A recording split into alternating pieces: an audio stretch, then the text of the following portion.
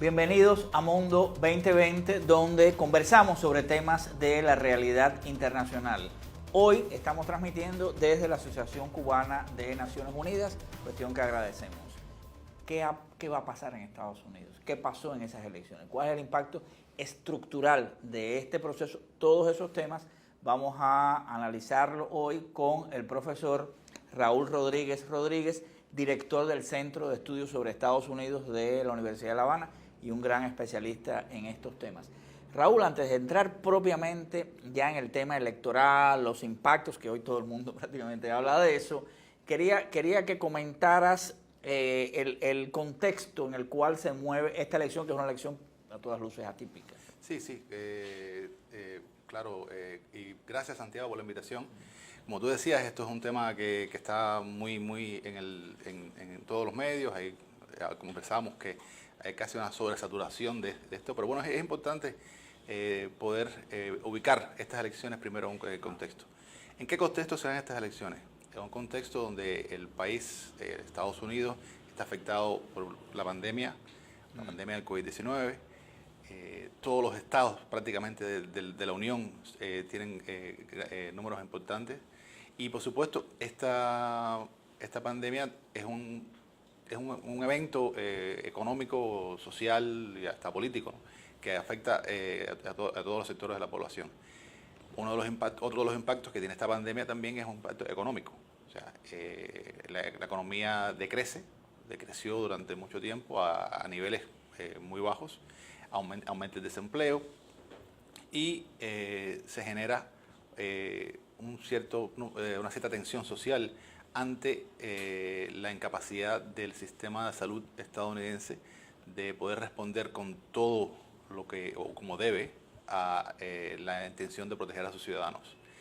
Y la manera, perdóname que te interrumpa, que el presidente enfocó esto. Exactamente. Es decir, decirle al doctor Fauci que no y a los expertos que no, que esto, desde el principio, ¿no?, que esto era una fiebre. Después habló del tema de inyectarse cloro. Es decir, porque eso desde el punto de vista político ha impactado mucho a las personas. Es real. El propio presidente se infectó con el virus. El hijo del presidente. Eso ya es... El hijo, la esposa, toda su familia, pero la manera que él mismo trató el virus como que lo desafió y le planteó a la población que no se dejaran gobernar la vida por el COVID, que el COVID no era nada. Por supuesto, él tuvo las atenciones médicas que no tiene un ciudadano promedio. Él tuvo una serie de facilidades y una serie de opciones que no tiene el ciudadano promedio. Pero en realidad la manera en que esta administración trató la pandemia en general fue una manera muy errática, una manera en que no fue para nada, tuvo la aceptación del público, de la población, porque es real que 240.000 personas murieron al día de la elección, más de casi 10 millones de contagios. Incluso en los últimos días antes de la elección, Trump estaba haciendo eventos, mítines políticos, en que no se observaban reglas de distanciamiento social, en que no había ese cuidado entre los ciudadanos para la propagación. Y como tú sabes, el evento donde se asume que él y muchas personas de su entorno en la Casa Blanca se contagiaron con la COVID-19 fue cuando él presentó a la entonces jueza que iba a ser... sería después confirmada antes de las elecciones para la Corte Suprema. Yo creo que ese es un evento tema público. Sí, yo creo que ese es un tema fundamental, Raúl, porque cuando uno se distancia, ¿no?, como tratamos de hacer en este programa, de la coyuntura, por lo cual evidentemente hay que caer, pero un poco más estructural, evidentemente este es un tema de la crisis que vive Estados Unidos, y cómo el sistema de salud enfrentó. Y este nivel, tú lo mencionabas, de polarización que existe en esa sociedad, va mucho más allá de la pandemia, eso viene incluso de tiempos antes de Obama, ¿no?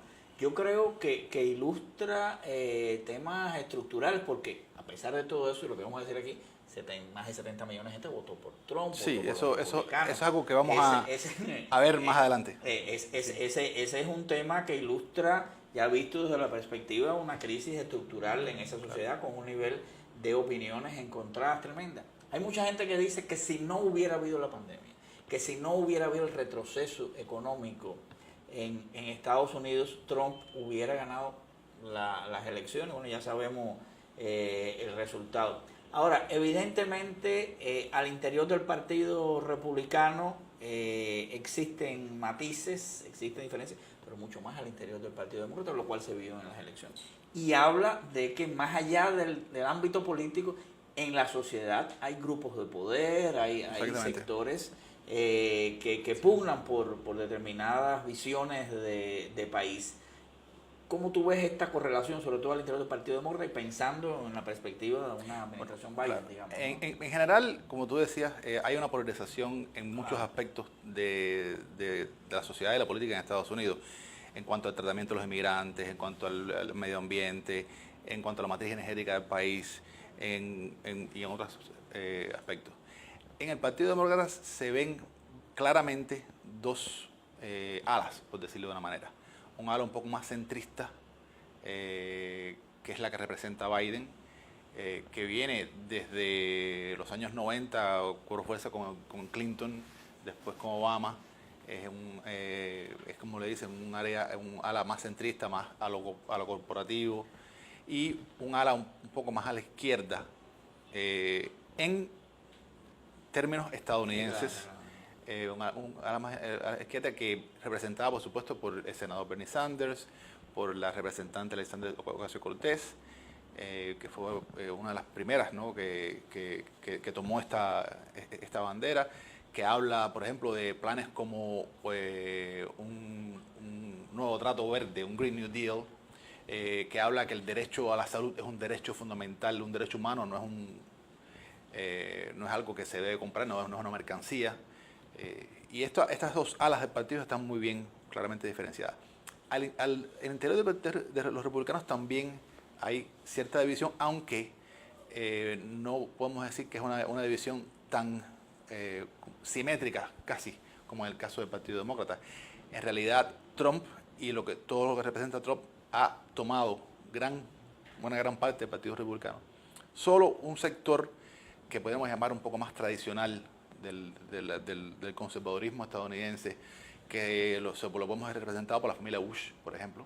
El presidente Bush 43, el Bush 41 ya ha fallecido, Colin Powell, y una serie de líderes republicanos que, sin dejar de ser conservadores, sin dejar de promover la agenda conservadora, pero sí rechazaron el estilo y la manera en que Trump gobernó. Porque además Trump desde el principio se pinta como que es un tipo fuera del pantano de Washington. Exactamente. Es un tipo que no está en el establishment. Exactamente. Llegó y eso le dio un nivel de apoyo importante en la sociedad, ¿no? Y sobre todo él decía, como decía, crooked Hillary, ¿no? La Hillary del establishment, claro, la ladrona y tal. Ya pasaron 4 años y Trump lo que demostró es que más del establishment no puede ser. Y aquí el legado de Trump, supongamos que estamos de aquí a 20 o 30 años, cuando miremos esta época, es la época que Trump logró introducir en el sistema judicial una importante cantidad de jueces conservadores, hizo unos cambios muy importantes en el sistema fiscal, recortó una enorme cantidad de impuestos y ha generado una política exterior, de la cual lo hablaremos más adelante, pero una política exterior muy nacionalista. Es decir, estamos hablando de un momento estructural de cambios en esa sociedad, más allá de cómo se reflejan en los partidos, que es importante. Claro, sin duda, el Partido Republicano apoyó la agenda de Trump y Trump le dio al Partido Republicano lo que ellos querían. ¿Qué cosa es, como tú bien decías, de regulación? Claro. De cuestiones medioambientales, reducción de impuestos. El tema de los bancos, la desregulación de los bancos, muy importante, Wall Street. Reducción de impuestos y también la designación de jueces federales y la Corte Suprema que conservadores. Es una manera de tratar de blindar desde el punto de vista del sistema judicial a la clase blanca conservadora, que de otra manera se ve que va perdiendo terreno ante un país que va cambiando, un cambio demográfico importante. O sea, es una manera, porque todos esos jueces son de por vida. Trump, podemos decir que tuvo la suerte que otros no han tenido, que en un periodo de 4 años tuvo la oportunidad de designar a 3 jueces de la Corte Suprema. Eso yo creo, de nuevo, eso, o sea, habría que buscar, no creo que haya un precedente. de un presidente en un periodo de 4 años pueda nombrar a 4 jueces de la Corte Suprema, todos los buscó jóvenes. Esta última jueza tiene 48 años, o sea que normalmente por estadística puede estar ahí 40 años en esa posición.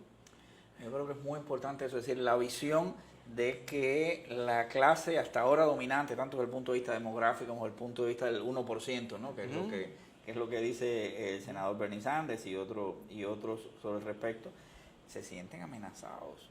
Y entonces, vaya, estamos hablando de acciones sumamente, en ocasiones, agresivas y desesperadas ante esta percepción de la amenaza, ¿no? Ahora, estas elecciones, tú lo mencionabas muy bien, ¿no? El tema del COVID. El COVID hizo que los demócratas, que sí le han dado importancia a este tema, hablaran de que lo importante era hacer votos por correo. Esta es una elección que ha sido muy interesante, con casi más del 60% de asistencia, el turnout, como le dicen ellos, asistencia a las urnas, ¿no? Poco abstencionismo. Y esto generó la especificidad de esta elección, bueno, por eso han habido todos los problemas que ha habido, ¿no? Con el recuento y tal. En realidad, sí, esta elección es una elección que tiene el número de votantes más alto proporcionalmente desde 1900, incluso cuando las mujeres no tenían el derecho a votar. En Estados Unidos es un país donde casi no llegaba el 50% de las personas que participaban en el proceso de votación. Ahora hay un 60, más del 60% de personas que fueron a votar. Está el tema del voto por correo, que siempre existió, pero claro, se usaba en casos excepcionales y en esta vez sí ha sido un gran número de votos por correo. Y uno de los problemas que se ha creado por el voto por correo exactamente es que hay que entender que Estados Unidos no es un país, o sea, en Estados Unidos no hay un Consejo Nacional Electoral. La elección no es nacional, de cierta manera. Cada estado genera sus propias reglas para la elección. Y te pongo un ejemplo rápido. ¿Por qué Florida pudo...? Si quiere, como ya vamos a entrar, vamos a hacer una pausa y después entramos ya propiamente en esta elección. Disculpa que te... Bueno, vamos a una pausa y volvemos.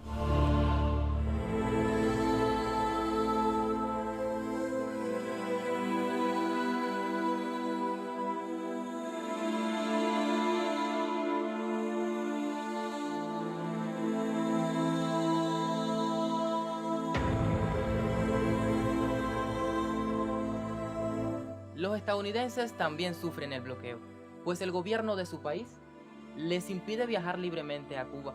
Tampoco pueden invertir, pues el principal obstáculo entre las relaciones de Cuba y Estados Unidos es el bloqueo. Cuba produce medicamentos únicos y de primera necesidad a los que los estadounidenses no tienen acceso. Por esa y otras razones, los cubanos decimos no al bloqueo.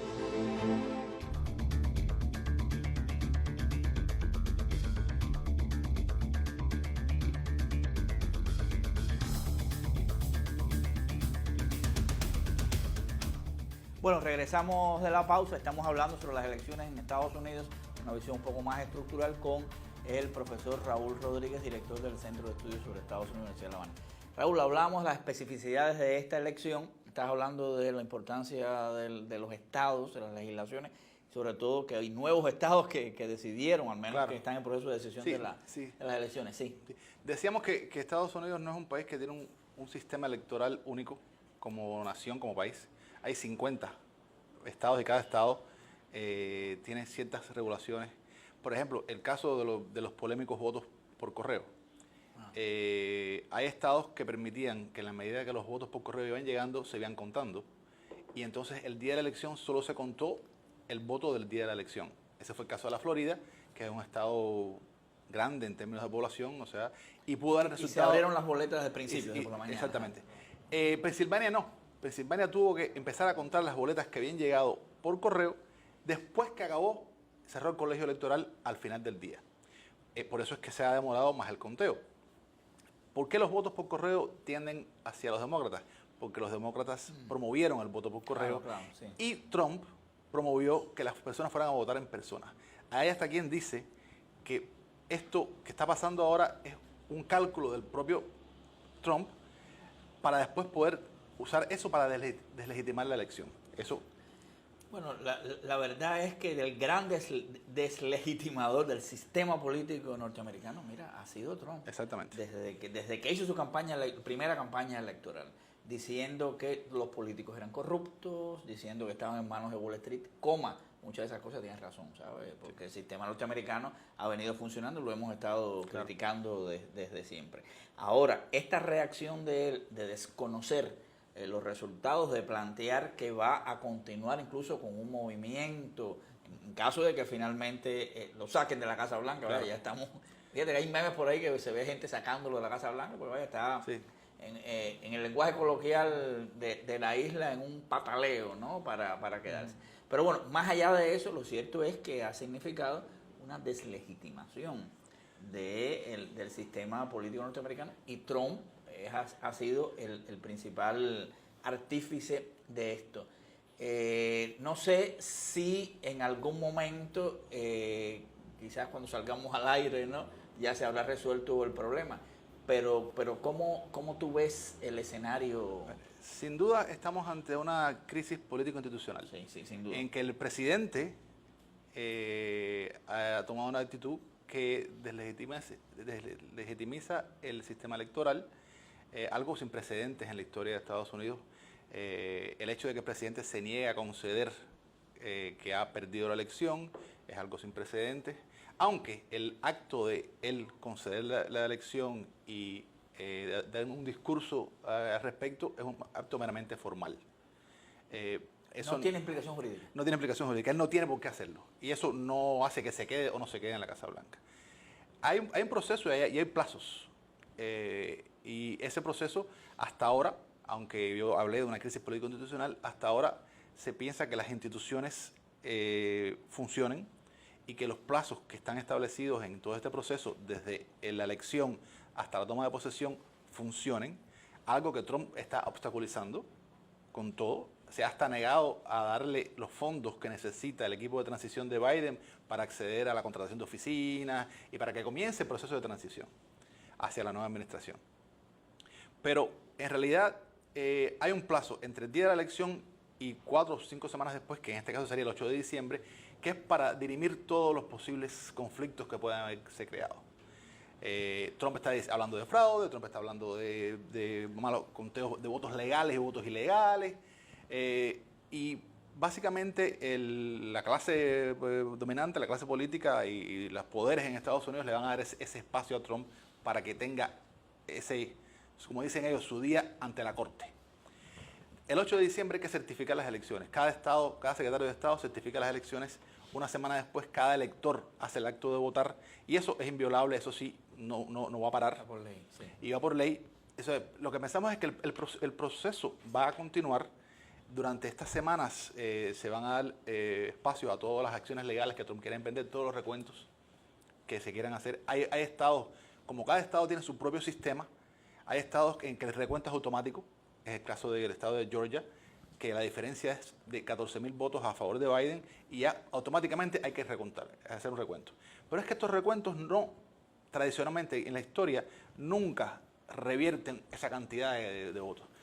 Me llama la atención que el pensamiento dominante norteamericano, que siempre busca una manera, ¿no?, de salvar esa visión excepcional que ellos tienen, que es de City Up in the Hill, ¿no?, la ciudad excepcional sobre la montaña, ya está diciendo que mira qué democrático es Estados Unidos, que mira lo que ha pasado. Yo creo que más bien lo que han demostrado es el nivel de obsolescencia de este sistema, un sistema además por electores que es completamente poco democrático, etcétera. Ahora, supongamos el escenario, a mi juicio es el más probable, que Biden asuma la presidencia de los Estados Unidos. Hemos hablado de esta situación de crisis estructural. ¿Crees que tome medidas Biden o sea efectivo en la lógica de evitar el ahondamiento de esta crisis? Obama de alguna manera lo hizo, en el 2008, le salió bien, le salió mal, hasta el punto que prácticamente no pudo hacer nada porque lo bloquearon los republicanos. ¿Cuán probable crees que la administración Biden pueda hacer cambios en este sistema? Bueno, ¿no? En declaratoria han dicho muchas cosas. Han dicho que van a enfrentar a la pandemia, que van a modificar una serie de cuestiones. Es real que Biden enfrenta a un país afectado por una pandemia, una economía en decrecimiento, un alto nivel de desempleo. un país en que el racismo sistémico y la brutalidad policial ha creado una gran división en toda la sociedad, un país que muy desigual, muy desigual, con un sentimiento antimigrante muy alto. O sea, él en la agenda interna tiene un abanico de cuestiones de que ocuparse, y parece que no va a tener un Congreso amistoso. O sea, contrario a lo que se pensaba, que esta elección iba a ser un repudio total a Trump, no ha sido así. Los republicanos ganaron algunos asientos en la Cámara de Representantes y hay que esperar enero, que haya una elección especial, pero es muy probable que los republicanos mantengan el Senado, control del Senado. Esto va a obstaculizar algunas de las medidas que Biden ha anunciado que puede tomar, porque va a contar con la oposición del liderazgo republicano en el Congreso. O sea, que tiene retos muy importantes a lo interno y también a lo externo. Él se pintó durante la campaña electoral, y lo está haciendo, de que yo voy a subsanar las heridas en Estados Unidos, que esta polarización de Trump ha generado. Está llevándolo por el sendero de Obama, que no pudo hacer grandes cosas en negociando y tal, pero está realmente en una sociedad donde, repito, 71 millones de gente votó por Trump. Ellos se sienten también envalentonados, ya sea esté en la Casa Blanca o no. Se está hablando incluso de que va a crear un movimiento conservador. Me preocupa realmente si hay la fuerza, la energía por parte de Biden para hablar de temas de política exterior, política interna. Si quiere, pasamos a lo externo, ¿no? No, muy rápido eso. Biden se ha caracterizado y siempre se ha presentado al público estadounidense tradicionalmente como una persona que trabaja con los independientes, como una persona que es capaz de, como dicen ellos, ir al otro lado del pasillo, a trabajar con los republicanos por el bien común, y él ha presentado de esa manera siempre. Una cosa es lo que se dice en la campaña, otra cosa es lo que la realidad puede hacer. Tiene en realidad 71 millones de personas que votaron en contra, y es un número nada despreciable. Pero tiene 75 a favor, con una fuerza importante dentro del Partido Demócrata. De acuerdo. Tú lo mencionabas, va a estar presionando. Es decir, va a ser él va a sentir presión por los dos lados. Va a tener el ala más a la izquierda, si se quiere, del Partido Demócrata, presionando para llevar su agenda un poco más a sus preferencias, y él va a tener también una posición muy importante. Va a ser una tarea difícil. Una tarea difícil. Tema Cuba, antes de que ya tenemos poco tiempo. Realmente se ha creado una atmósfera de que prácticamente ni Obama habló de lo que hizo con relación a Cuba, porque es la visión del socialismo y tal, ¿no? Pero Biden ha estado diciendo que va a seguir algunas de las medidas de Obama, aunque mi apreciación es que Biden no va a pensar que su legado va a ser la política hacia Cuba, no va a darle prioridad. Esa es mi lectura. No sé cuál. No quiere decir que no haya cambio favorable, fíjate. Es real. Ellos, incluso en campaña, han dicho que van a retomar toda la política de Obama, de la que él fue parte. Y esa es la declaratoria. Ahora, por supuesto, hay toda una agenda internacional en la que Cuba no es prioridad. Está la relación con Rusia, la relación con China, Irán, el Medio Oriente. No es prioridad, y es un asunto espinoso. Ahí va a estar Marco Rubio. Es un asunto complicado. Claro. De hecho, una de las ganancias del Partido Republicano fue que ganaron los 2 asientos republicanos en la Florida. Aunque la Florida no votó por los republicanos. Eso es otro gran tema. También, claro. Pero bueno, finalmente, en mi opinión, sí se van a dar pasos. La velocidad de los pasos y los pasos que se vayan dando, ellos también la van a tratar de usar con su mente muy anglosajona, claro, de buscar más concesiones desde el punto de vista de pasos que ellos piensan que el gobierno de Cuba debe dar para que esos pasos se den. Ellos sí se declaran convencidos que, por ejemplo, los viajes de los cubanoamericanos, las remesas deben volver al momento actual, los viajes a otras provincias. O sea, hay cosas que pueden hacer un poquito más inmediatas, pero volver al punto donde estábamos con Obama va a tomar un poco de tiempo, aunque ya lo han declarado de esa manera. Mi apreciación es cualquier cosa es mejor que Trump. Bueno, muchas gracias por haber estado con nosotros en esta conversación. Gracias, Raúl. Y bueno, este es un tema sobre el cual seguiremos abundando en futuros programas.